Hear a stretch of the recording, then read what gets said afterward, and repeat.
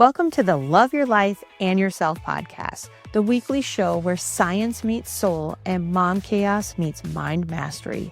You're not just a mom. You're a woman with dreams, a career, a body that needs care, and a soul that craves more. This podcast is your permission slip to stop surviving and start thriving in motherhood, health, career, and stress resilience. I'm your host, Dr. Ashley Rath, and every week we bring you actionable insights and transformative conversations to help you create a life you truly love. From evidence-based wellness strategies to authentic self-discovery, we'll explore what it takes to thrive through expert interviews and real unfiltered stories. Let's dive into today's episode. Welcome back to Love Your Life and Yourself.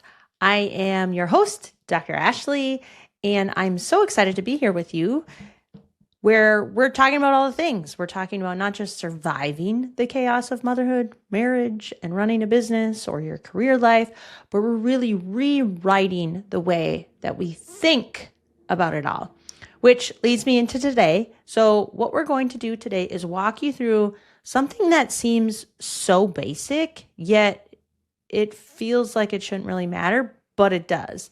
And it is your thoughts. Your thoughts are running your life, not your schedule, not your kids, not your boss, not even your past, your thoughts. So in this episode, what we're doing is we're diving into this chain reaction that your brain is constantly being triggered by all day long.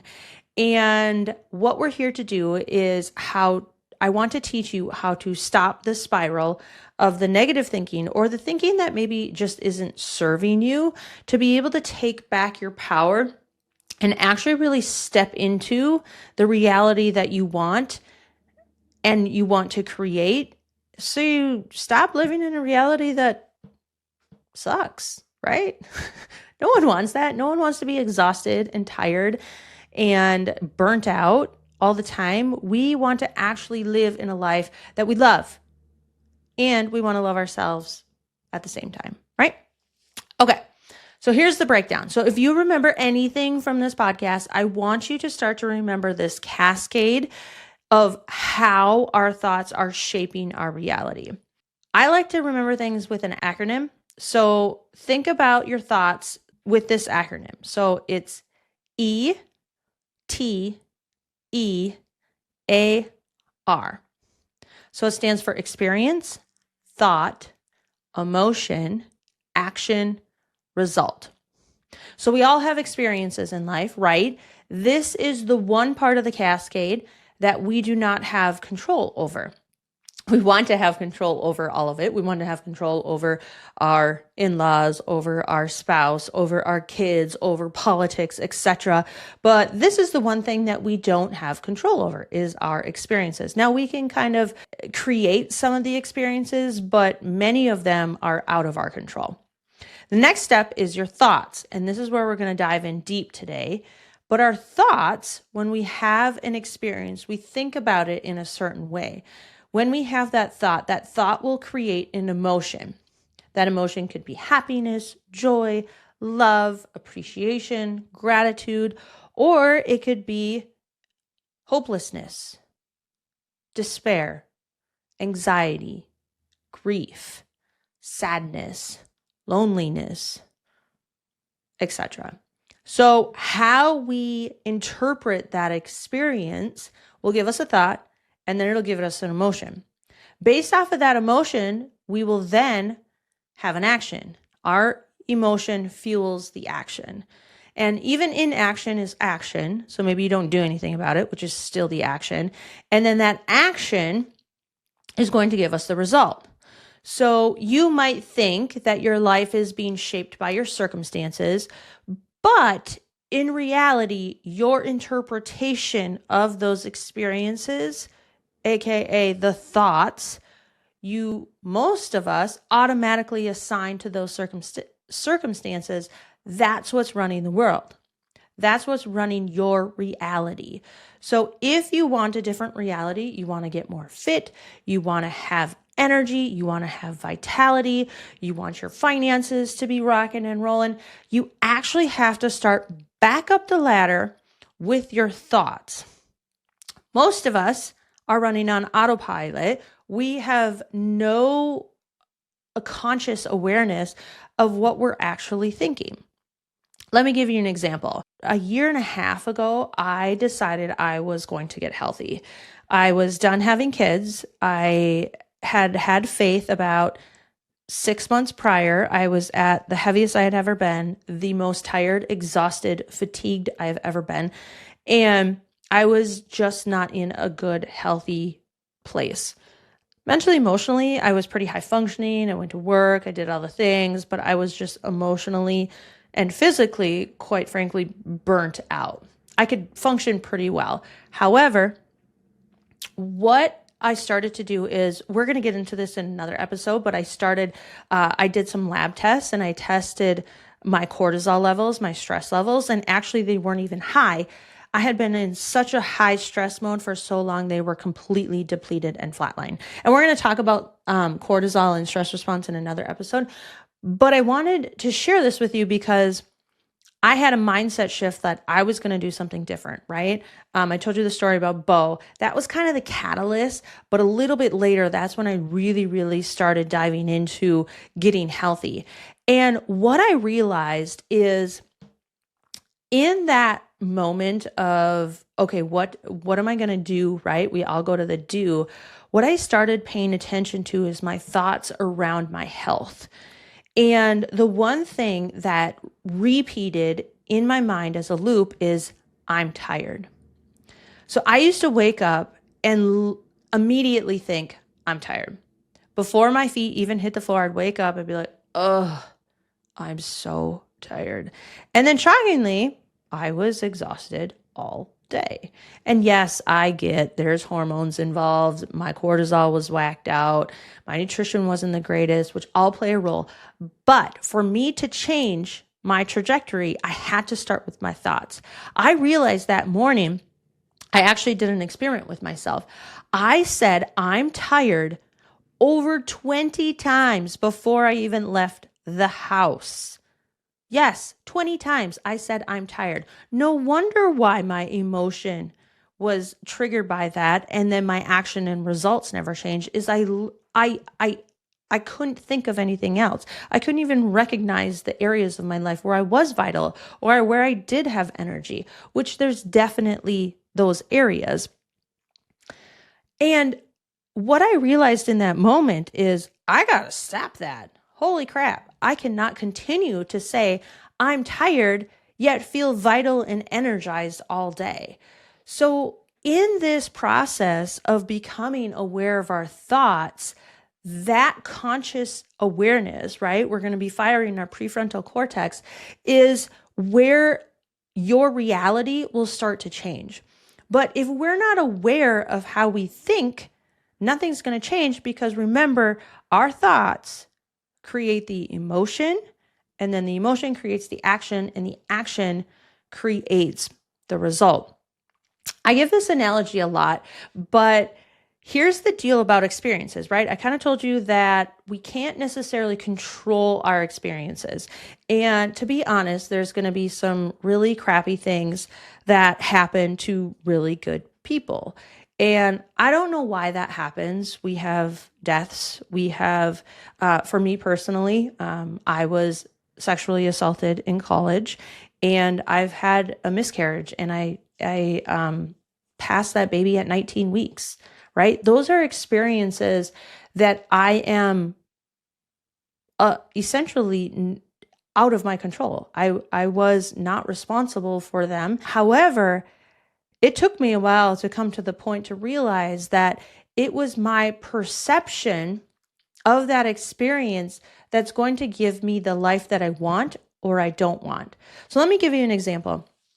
I joke with people that when I do talks, there's always someone in the room that loves snakes. So I'm sure I have a listener on here that loves snakes. I am not one of them. I have a very sympathetic fight or flight stress response. I'm not neutral. We always have a handful that are neutral. Most people are either neutral or they tend to not like snakes, but there's always a handful that love snakes. To me, if I see one, it gives me straight up anxiety. My blood pressure will increase. My heart rate goes up. My respirations increase. And so, like I talked about in the first episode, that stress response, that fight or flight, that sympathetic response, I'm in full stress mode if I see a snake. And remind you, I live in Minnesota. There is nothing poisonous here, right? There's no poisonous snakes here. So I really shouldn't be all that freaked out by them. But I am. And so we have this experience of me seeing a snake. It could be even just out in nature, nothing crazy. It's not attacking me. It's not doing anything bad to me.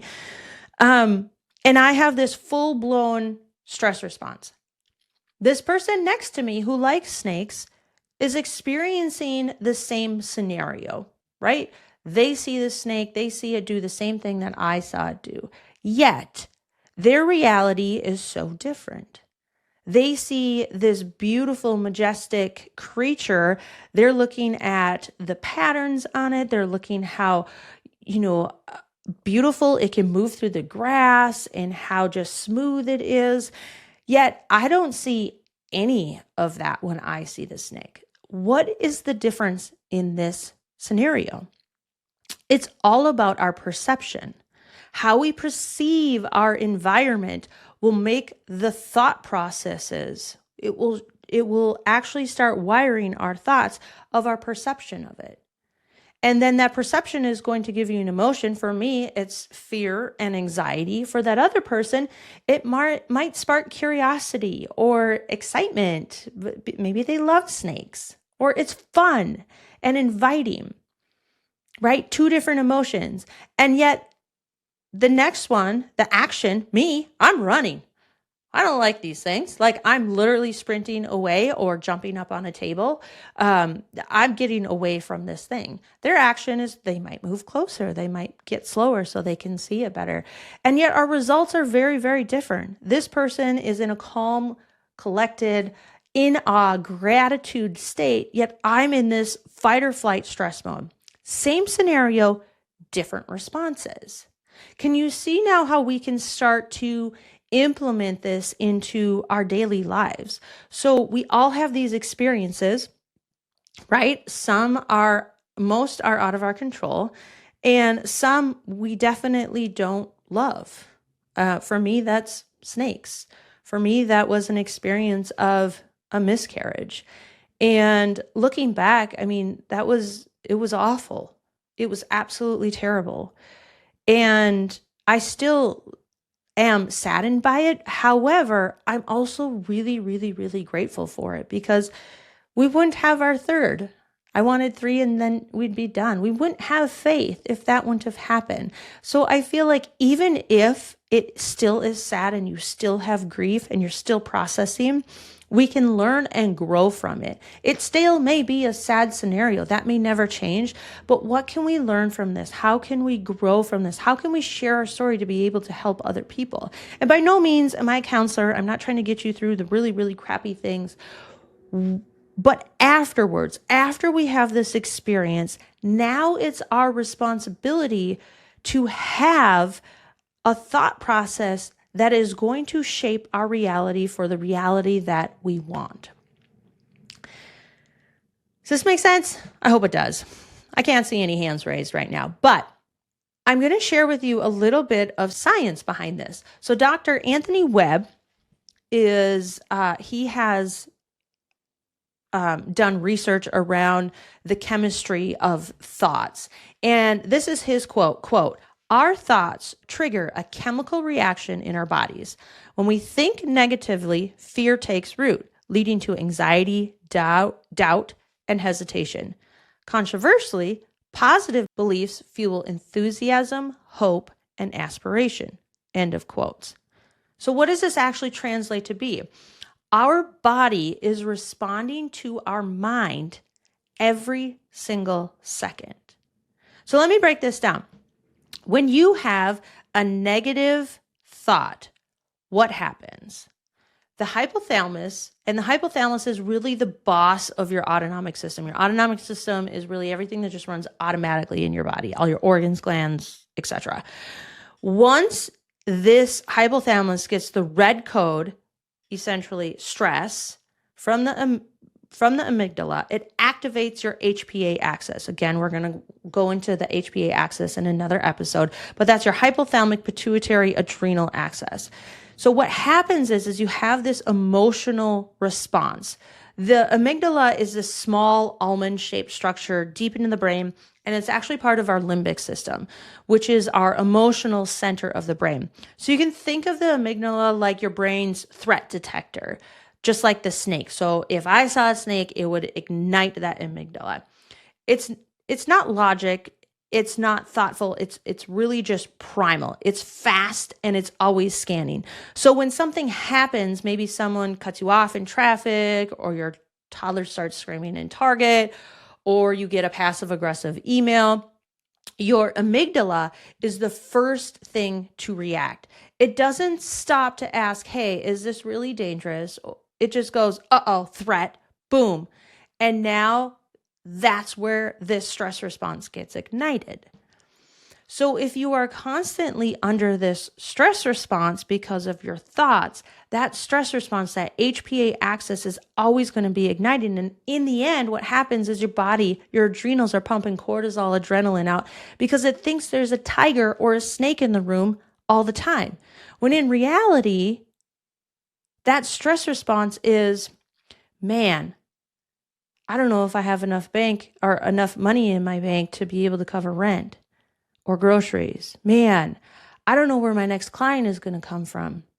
Oh my goodness, I had this really terrible conversation with a client and I am fueled and fired up.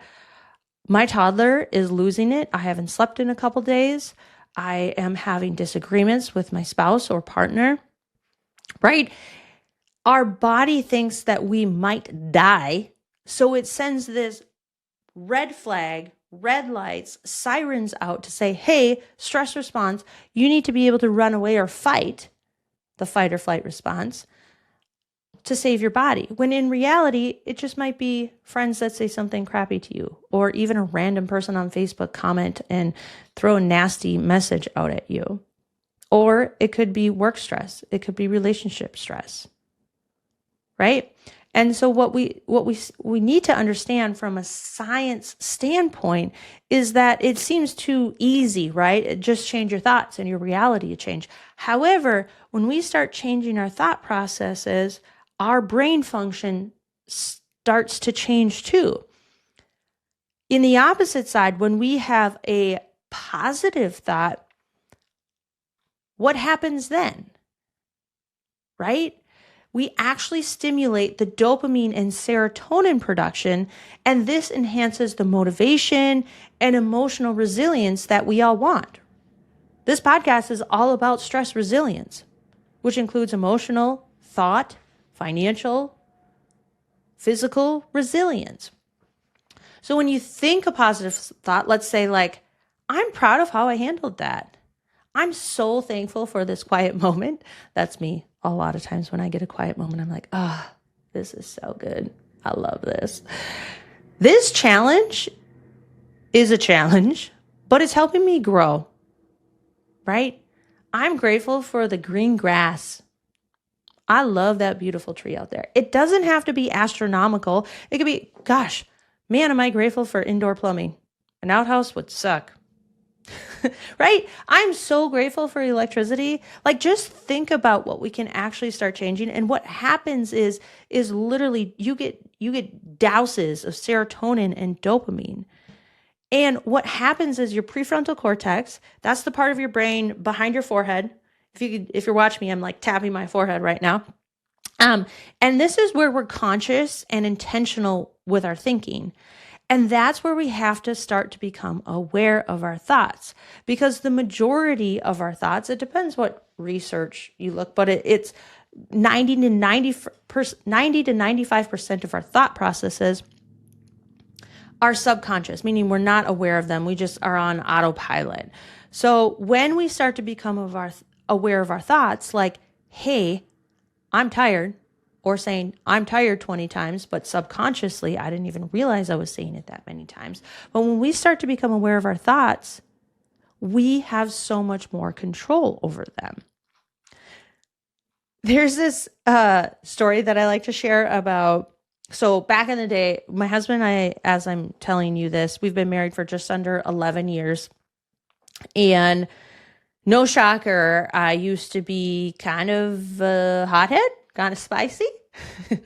And we farm, right? So we know that the busy seasons are springtime and harvest, where he's putting in a lot more hours to get the crops in and out. And back in the day, I'm still learning this, right? By no means am I perfect, and my thoughts can get a hold of me occasionally, but it's becoming less and less. But back in the day, I remember him being gone, and I believe we probably had Henry, maybe Bo at the time. And I remember I was cooking dinner, and I was so frustrated because he had been gone for multiple days in a row. And I was like, ugh, I always have to do everything by myself.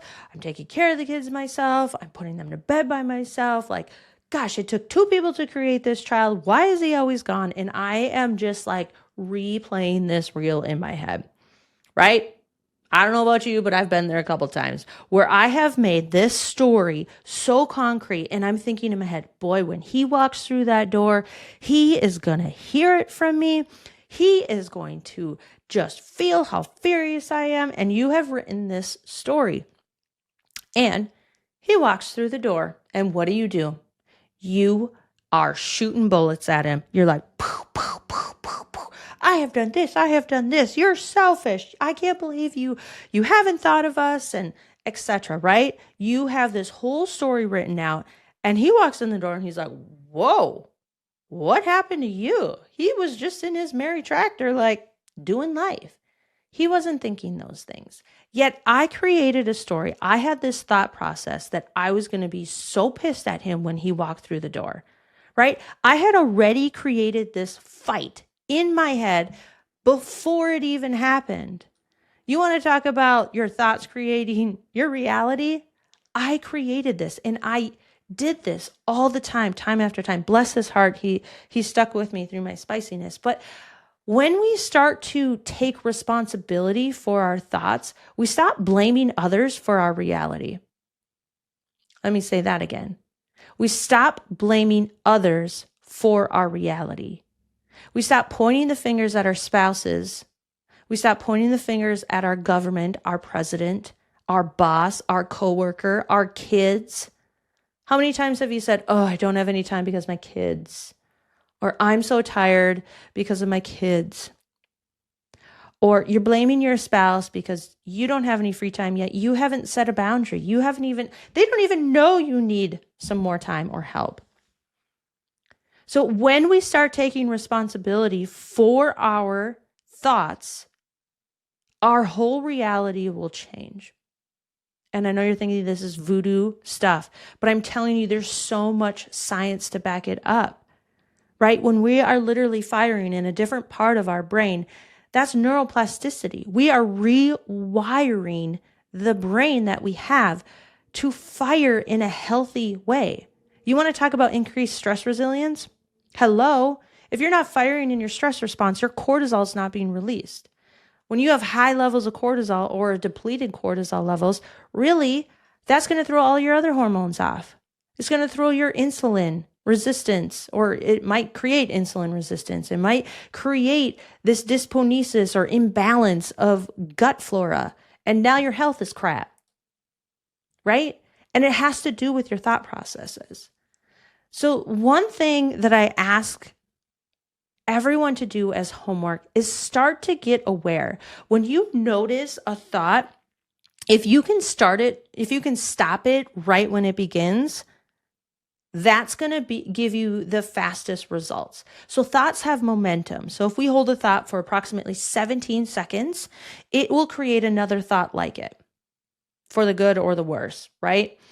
So if you are looking to have healthier thoughts, you can give those healthy, positive, joyful, loving thoughts more momentum by thinking similar things. Let's say you are grateful for 5 minutes. I know this just sounds too easy to be true, but there's science behind it because you're rewiring the brain.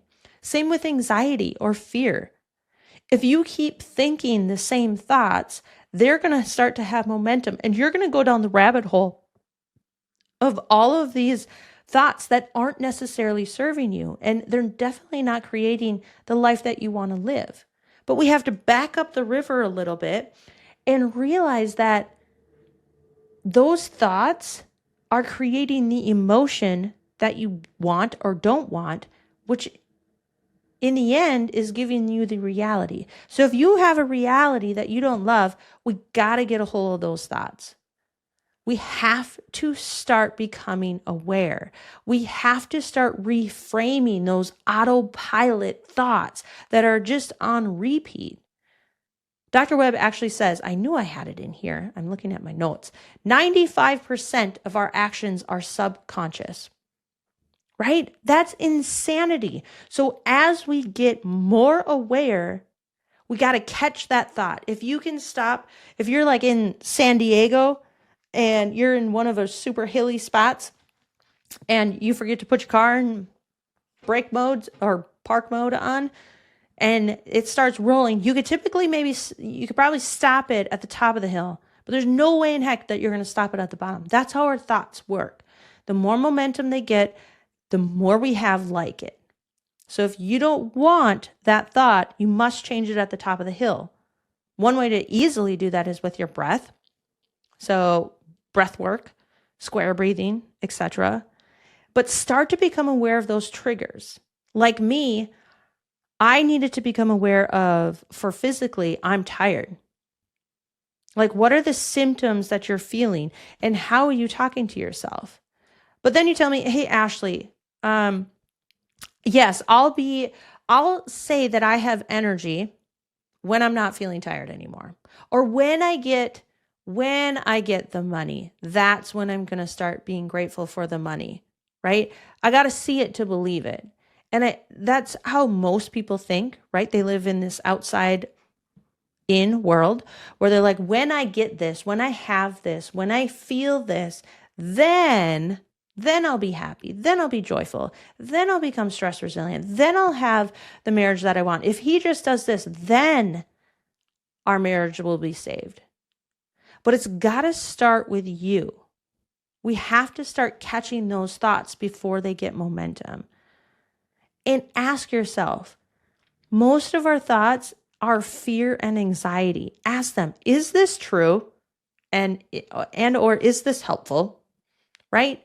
You know you're on a good thought process if you feel good. That's a great indicator. People ask me like, well, what do you do? How do you know? You feel good or you're neutral. When you feel crummy, you're probably not on a thought pattern that's serving you. When you feel good, you probably are. Or if you're neutral, if you're joyous, if you're full of life, if you're energetic, if you're happy, you're probably on a thought train that's going to lead to a reality that you want. And the opposite is true. You can start to reframe those thoughts too. Take, I'll never get caught up, and I have so much to do, to I'm doing the best that I can with what I have. Right? Start to reframe those thoughts, start to become aware of them, and then stack them. Right? That's where that momentum comes in. Write down your wins. Write down where you became aware and how you changed that thought. No matter what you did, at the end of the day, if you can name off 3 wins that happened that day, those wins will have momentum. So when you wake up the next day, you're like, whoa, yesterday I had these. So pre-frame your nightly routine of like, gosh, I'm so grateful for this and this and this. And in the morning, you become more grateful. So here's the truth. Your thoughts are either the cage or the key. So what you repeat becomes what you believe. And what you believe shapes how you feel. And how you feel drives how you act. And how you act builds your life. So this week, pick one reoccurring thought, just one, that's not serving you and not giving you the reality that you want, and flip it. That's it. That's the work. I know it sounds too easy to be true, but it's so powerful. So if this hit home with you, share it with someone who's been stuck. Hit the like button. And until next time, take care of you and keep choosing to love your life and yourself. Thanks for tuning in to Love Your Life and Yourself. I hope today's episode gave you one more tool or one more truth to help you thrive in your health, happiness, and resilience. Remember, loving yourself isn't selfish, it's leadership. And it's the foundation for building a life that actually feels like yours. If this spoke to you, hit that follow button, leave a review, and send it to a friend who needs to hear it. And if you want to dive even deeper, grab a copy of my #1 best-selling book, Love Your Life and Yourself. It's the heart behind this podcast, and it's helped thousands of women step into a life they actually love. You can find it at drashleyrath.com or through the link in the show notes. Until next time, take care of you and keep choosing to love your life and yourself.